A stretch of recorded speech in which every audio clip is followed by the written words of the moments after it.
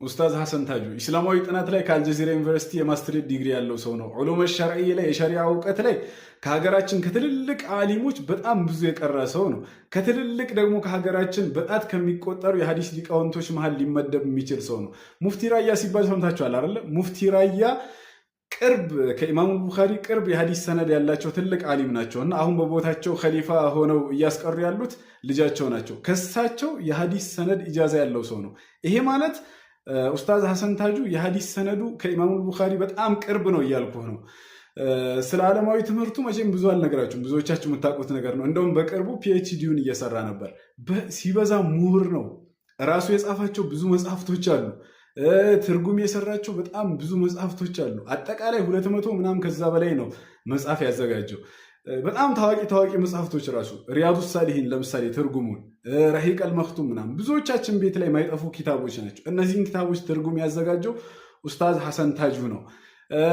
በስነ ጽሁፍ ደረጃ አጠቃላይ ከሀገራችን እሱን ሊፎካከር የሚችል አንድ ምሁር አታመጣለኝም።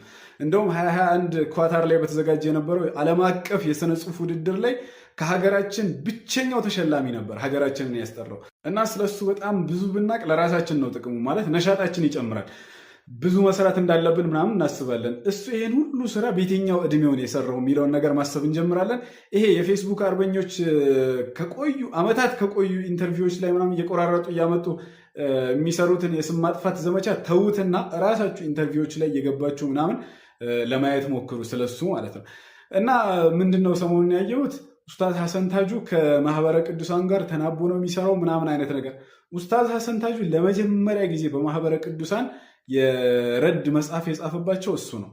ብዙዎቻችሁ ሳታውቁ በፊት ማለት ነው ሁላችንም ተኝተን ለመጀመሪያ ጊዜ በማህበረ ቅዱሳን የረድ መጽሐፍ የጻፈው እሱ ነው። የሐመር ተዋህዶ ቅጥፈት በእስልምና እውነት የሚል ማለት ነው።